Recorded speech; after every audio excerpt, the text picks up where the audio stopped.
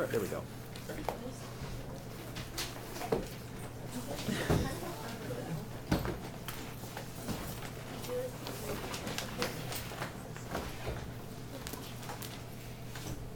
Hello.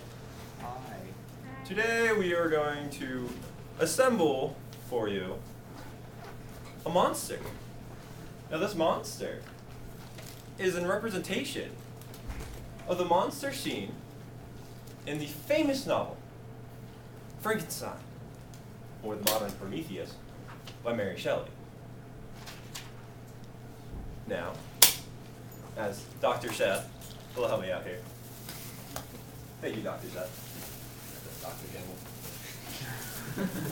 Gamble. We'll begin with the head.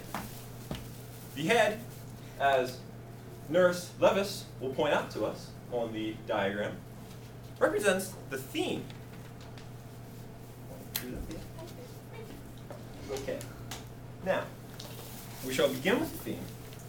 And the theme, as Nurse Snyder will point to us, is man cannot escape his mistakes. This theme is seen all throughout Frankenstein, throughout both the life of Dr. Frankenstein and the life of his monster that he creates.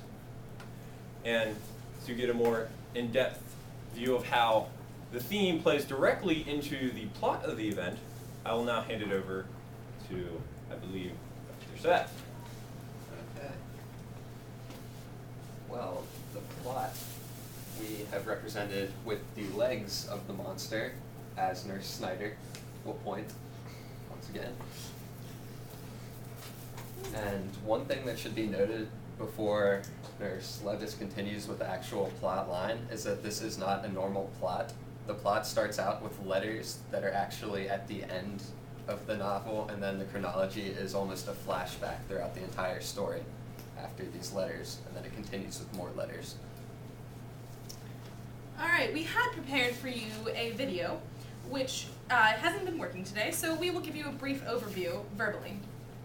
The story begins, you meet Captain Robert Walton through letters that he's writing to his sister.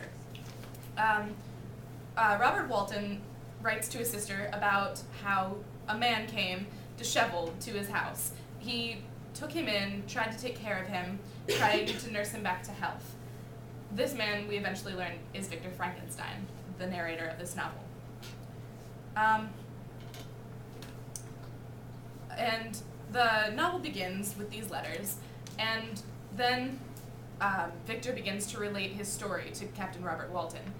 And that's when the story begins with Victor's narration in chapter 1. So Victor begins to narrate his life, telling you how he was born into a good Swiss family, Genovese, and he had a mother and a father, of course, and a young brother named William, and the family adopted a daughter. Her name was Elizabeth, and the family eventually took in a servant named Justine.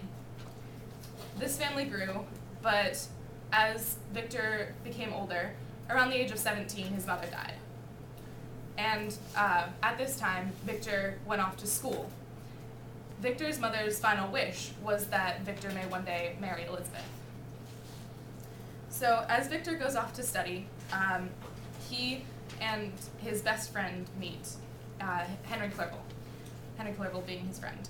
And as Victor studies, he comes upon the idea of how to create life. So using several animal parts and such, he assembles a monster. However, when this monster comes to life, Victor is disgusted by the appearance, by the grotesqueness of this monster. So Victor begins to fall ill. Henry Clerval takes care of him when he falls ill and brings a letter from Elizabeth from back home. Elizabeth tells Victor of his brother William's death. And so Victor and Henry Clerval promise to go home for William's funeral. Now, in their travels, Victor sees the monster, and he suddenly realizes that this monster must be responsible for his brother's death, and blames himself.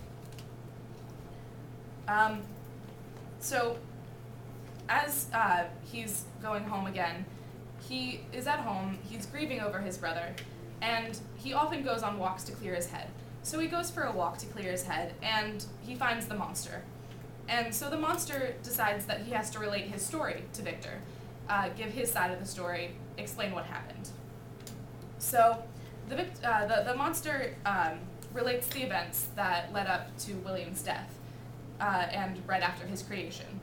The monster explains that he's been confused because he didn't have any memory of a childhood, and he didn't know how he came about. He had stolen Victor's clothes, didn't know any language, wanted to learn.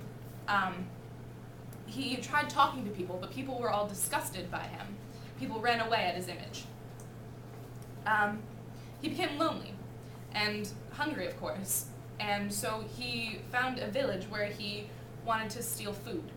He began stealing their food, but then noticed the effects that had on the villagers and stopped.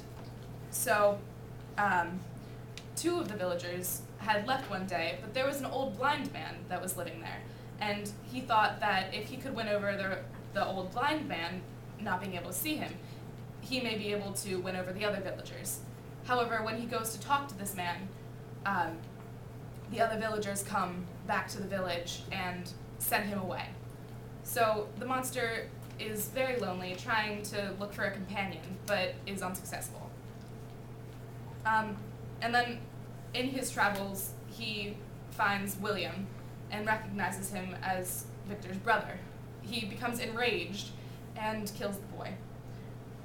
The boy was carrying a photo of their servant Justine that they had brought into their family.